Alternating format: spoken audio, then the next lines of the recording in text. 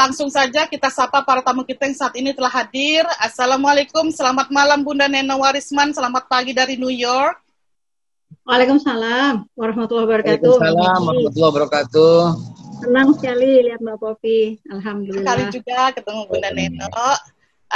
Babe Haikal Hasan sudah hadir ya? Sudah hadir. Assalamualaikum, apa kabar? Waalaikumsalam, selamat malam, selamat pagi dari New York. Apa kabar Bunda Neno? Masya Allah, alhamdulillah. Nauhibuk fillah. Apa kabar Gus Nur? Alhamdulillah, barakallah, sehat. Ini kayaknya ada Bang Refli juga nih di sini dengerin. Bang Refli ya, Bang Refli. Assalamualaikum, selamat malam, selamat pagi dari New York. Waalaikumsalam, saya masih di mobil. Nanti mudah-mudahan 15 menit lagi sampai rumah. Maju terus kami, Bang Refli, kami maju terus kami. Amin, amin, amin. Sudah ada juga Gus Nur yang baru pertama kali hadir bersama kita di acara Forum Tanah Air. Assalamualaikum, selamat malam Gus. Selamat pagi dari New York. Ya, waalaikumsalam warahmatullahi wabarakatuh. Mbak Popi, Umi Popi. Terima kasih atas kehadirannya di acara kita ini. Baiklah, kita akan mulai dengan Bunda Neno Warisman. Hajah Titi Widoratno Warisman, begitu nama lengkapnya, lebih akrab dipanggil Bunda Neno, lahir di Banyuwangi, Jawa Timur. Jakarta. Salah tuh, internet salah. Jakarta ya? Internet tuh banyak salah. 21 Juni 1964. Udah itu aja deh, setelah saya udah selesai yang lainnya nggak usah Mbak Popi. Udah cukup, udah tahu sisanya. Banyak yang pengen tahu, Bunda. Banyak yang tak. Iya, sejak kecil Neno suka pada puisi dan deklamasi, bahkan di usianya yang masih remaja. 14 tahun Neno terpilih sebagai juara baca puisi se-Jakarta. Neno memulai karirnya sebagai penyanyi di era 80-an sambil kuliah di Fakultas Sastra Perancis Universitas Indonesia. Mungkin masih banyak yang ingat lagunya Neno seperti Matahariku atau duetnya dengan Faris RM, Nada Kasih. Itu lagu kesayangan saya loh sampai sekarang. Nada kasih, ku rasakan membara dalam hatiku. Setelah sukses di dunia tarik suara, Neno meniti karir dalam dunia layar lebar dan layar kaca. Ada yang masih ingat film Sayekti dan Hanafi? Dan yang ditayang di TVRI, Neno juga masuk dalam nominasi artis terbaik Festival Film Indonesia. Tapi menjadi mute. Kamu ini anak apa bisa ngomong. Tidak sampai di situ, film yang dibintangi Neno, Rindu Kami Padamu, meraih penghargaan sebagai film terbaik di Asia di Ocean Cinefan Festival di New Delhi, India pada Juli 2005. Dari catatan kami, Neno masih main film sampai 2017 dalam Pertualangan Meraih Bintang.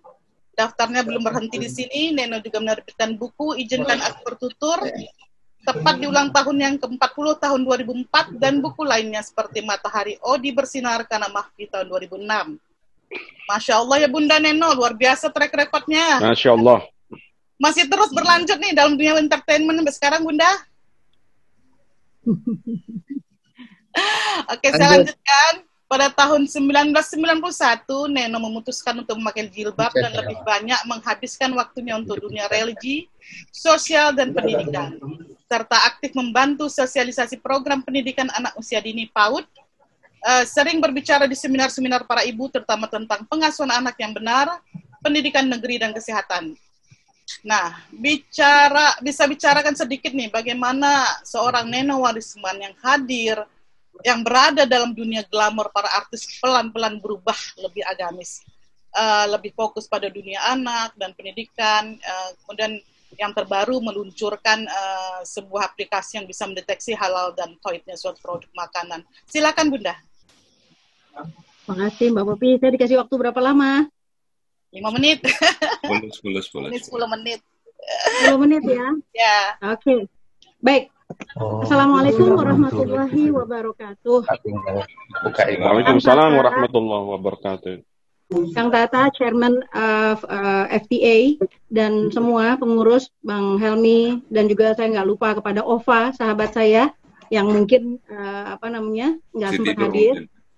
Ya, jadi siapapun semuanya saja, dan terutama ya 10 11, 12, 13, 14 orang yang sudah memberikan endorsement kepada aplikasi Bunda Neno yang baru saja rampung malam ini, betul-betul baru rampung.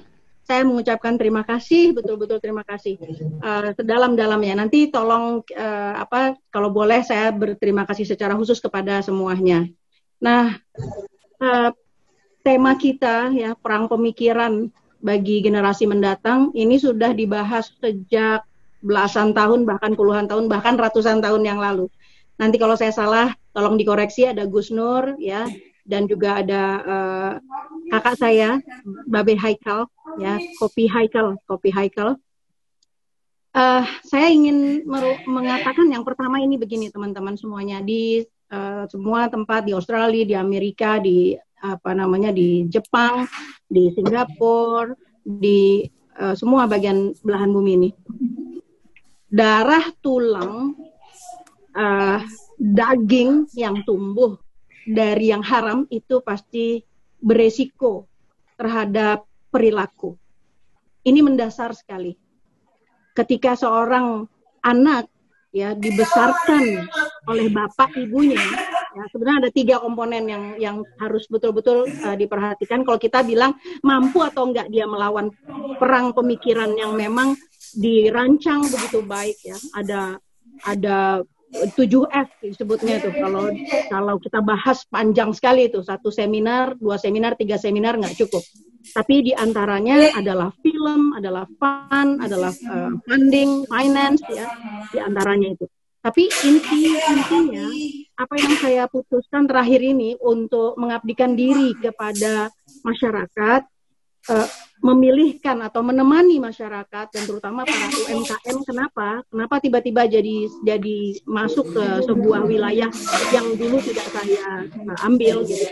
Karena sebuah pemikiran yang sangat mendalam, yaitu gentingnya ya soal doa kita ya. Selama ini kita berdoa, tapi hadis mengatakan kalau kita masih memenuhi perut kita, mengenyangkan perut kita dan anak-anak kita di dalam rumah kita dengan keharaman, maka jangan harap doa kita dikabulkan oleh Allah. Kita menginginkan pemimpin. Kita menginginkan negara yang good governance. Kita ingin negara ini betul-betul menjadi negara baldatun thayyibatun wa rabbun ghafur. Tapi kita sendiri tidak bergerak untuk bersama-sama menjernihkan mata air peradaban. Ya, yang saya sebut mata air peradaban itu adalah apa yang kita konsum, apa yang kita makan. Ya, di Amerika, di Eropa, di Australia, di Afrika, di negara-negara Qatar, Gulf, itu jauh lebih sulit sebetulnya, tapi sekaligus jauh lebih mudah, gitu. Ada kesulitan, tapi juga jadi lebih aware. Sedangkan di negara Indonesia yang kita cintai ini, justru awareness itu yang lost, yang nggak ada.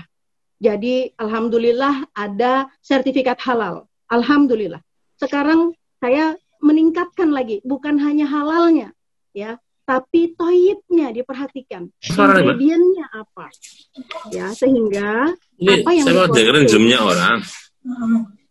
Kok habis ada telepon terus tadi hilang suaranya mana ya?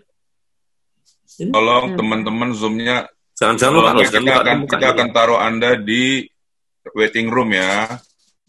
Please, tolong ditutup, please. Jadi kita berhubungan, kita berurusan benar dengan generasi. Karena gini, jalan pikiran saya, Gus Nur, Babe, kita ini udah bawa tanah. Kita nggak tahu. Kemarin bupati, ya calon bupati kita di Indonesia sedang ngomong kita tangguh rubuh, langsung wafat. Kita nggak tahu usia kita sampai kapan. Saya bicara malam ini, apa nanti malam, apa besok pagi. Umur itu Allah yang pegang. Allah yang kasih.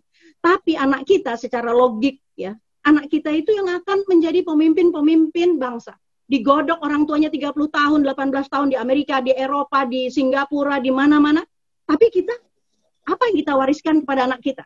Kalau teman-teman di luar negeri, diaspora, ini tidak memegang kunci-kunci di mana orang tuanya sendiri itu berpikir jauh ke depan kepada nubuahnya. Kemarin kita sebutkan, nubuah baginda Rasulullah SAW, akan ada generasi yang lebih baik. Ada siapa mereka? Yaitu generasi akhir zaman. Kita jadi nggak punya semangat untuk mewariskan nilai-nilai, the value. Kalau kata Bang Refli itu yang diperjuangkan hari ini bukan kursi presiden, bukan apa, bukan. tapi value, nilai. Saya setuju. Saya juga bergerak di nilai. Nilai apa? Kalau nilai keharaman, ketoyiban, kehalalan, ketoyiban, itu nggak mendapatkan perhatian. Kita nggak bisa mendapatkan pengabulan doa. Itu prinsip yang pertama. Yang kedua, ya, kita melihat dari anak-anak kita. Kemarin, 56 nangis saya sebagai ibu. Saya lihat tulang-tulang mereka masih kecil, umur mereka 20-an tahun. Ya, baru aja selesai mereka istilahnya selesai sekolah SMA lah katakan gitu, atau paling selesai dari universitas 23 tahun, 24. Mereka masuk ke dalam pergaulan pesta homoseks, dan itu bukan yang pertama. Dan jumlahnya menurut keterangan banyak teman-teman itu ribuan grup yang seperti itu. Ada apa gerangan dengan generasi kita? Kenapa mereka melakukan ya hal yang jelas-jelas secara agama, secara sosial, terhina, nista, tapi mereka melakukannya dengan senang, ya. Jadi kita ada yang tidak kita mengerti dan tidak kita pahami secara fatal dari anak-anak kita yang bertumbuh kemarin. 20 tahun yang lalu saya baru saja, hampir 30 tahun ya, 25 tahun yang lalu, saya adalah seorang perempuan yang masuk ke dunia pernikahan. Di kepala saya, di hati saya, yang saya tanamkan kepada putra dan putri saya, tidak ada agama yang lebih baik daripada agama Islam, dan kita hidup, kita terus-menerus saya ajarkan zikir pagi, zikir sore, baca Al-Quran, menghafalkan, dan kemudian pola hidup yang terus-menerus kita coba penuh dengan empati sosial, penuh dengan kreativitas yang dalam terukur, dan seterusnya gitu ya. Dan banyak sekali keluarga-keluarga yang seperti saya. Tapi apakah kita tidak menerima cobaan itu? Kita menerima cobaan itu. Perang pemikiran itu masuk melalui berbagai hal. Contoh, putra saya sangat suka membaca, misalnya. Umur berapa dia membaca buku-buku kiri? Dia membaca buku-buku kiri umur 14 tahun karena dia sangat suka membaca. Dia baca Marxisme, Leninisme, apa semuanya dia baca. Tapi kita itu betul-betul memegang anak kita sehingga bukunya kita dekati dengan hal pelan-pelan. Kenapa? Karena memang ada yang menarik di sana. Ada sebuah pemikiran yang bagi anak muda menarik. Orang tua nggak bisa judging, nggak bisa langsung memotong dia, tapi memberikan alternatif. Musuh anak-anak muda itu adalah waktu luang. Dan pendidikan, Kementerian Pendidikan yang ada di sekarang ini kan tidak merancang tumbuhnya karakter-karakter yang istimewa, karakter-karakter yang personality. Karena personality itu pendidikannya harusnya personal. Tapi ini enggak. Sistem klasikal, sistem pendidikan ini benar-benar membuat anak-anak kita itu terabaikan dan bahkan kehilangan spesialisasi mereka yang sudah dirancang oleh Allah Subhanahu wa taala. Nah, kalau kita lihat secara umum, maka akan terjadi anak-anak yang tidak menyukai belajar, tidak menyukai proses tidak menyukai ikra, tidak menyukai ilmu. Jangankan pada Al-Qur'anul Karim ya, yang bisa membentengi mereka, jangankan pada sholat mereka, pada nilai-nilai moral universal saja mereka sudah nggak suka. Kenapa begitu? Karena saya sih hanya bicara dari apa yang saya terjuni selama hampir 30 tahun. Karena kita orang tua memang tidak siap untuk menjemput ya janji dari baginda Rasulullah Sallallahu Alaihi Wasallam yang mengatakan bahwa memang anak-anak kita itu harus kita hantarkan mereka kepada sebuah zaman emas yang kedua gitu. Nah, untuk itulah kita tidak mengisi kepala kita dengan proses materialisasi. Materialisasi itu bukan datang dari Yahudi. Materialisasi itu adalah datang dari nafsu kita sendiri yang selalu menginginkan segala sesuatunya material, yang bisa diraba. Padahal segala sesuatu yang bisa diraba, yang bisa diendus, bisa dilihat, bisa didengar, semuanya itu nggak abadi. Semuanya tidak abadi. Segala yang bisa diraba, dirasa, itu semuanya nisbi. Nah, jadi hanya 10 menit waktu saya. Yang terakhir adalah lingkungan. Sejauh sampai kita, ya sampai hari ini, kita mendapati sebuah kualitas generasi yang ambruk. Betul-betul buruk sekali.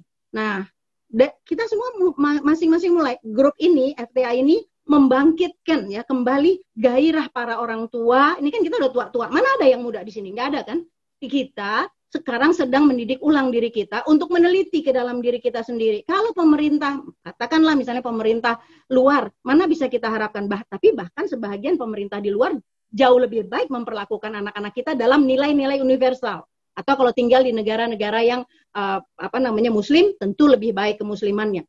Tapi yang kita lihat sekarang ini, kita belum memiliki pemerintah yang mengedepankan dan menjunjung tinggi nilai-nilai ya yang secara universal diangguk oleh masyarakat dunia. Belum. Jadi kita masih punya PR yang sangat besar. Karena itu mari kita mulai dari lagi-lagi dan selalu hanya dari diri sendiri. Apakah kita memiliki anak itu tujuannya adalah untuk jadi sarjana atau dia untuk menjadi seorang anak yang mengenal nilai-nilai itu tadi? Tentu terapinya atau pendidikan kita akan sangat berbeda. Nah, fokus saya yang terakhir adalah saya mengajukan kepada seluruh masyarakat dunia. Saya mengajukan untuk kita mulai ya dari apa yang kita makan kita bersihkan dulu. Dari produk-produk yang dipesan di rumah kita di Indonesia nih, modelnya sekarang semuanya kita masuk ke dalam rumah kita nggak enak, kita bilang ini bagaimana nih, toyib apa enggak nih? Mengandung racun nggak, mengandung boraks nggak, mengandung ini nggak, kita nggak enak nanya, ya, dan nggak bisa nanya. Karena itu harus ada sistem yang menolong masyarakat untuk secara sistematis. Mereka tidak perlu nanya-nanya satu persatu, tapi kita bersihkan itu, ya, kita jernihkan mata air peradaban kita, yaitu makan kita, dari adanya sertifikasi toyib yang included di dalamnya juga tentu saja kita mengundang dan merangkul semua organisasi yang memperdulikan persoalan kehalalan. Saya kira itu dulu, dengan penuh rasa hormat, kalau ada kelebihan waktu saya minta maaf. Ya, wassalamualaikum warahmatullahi wabarakatuh. Terima kasih Bunda Neno.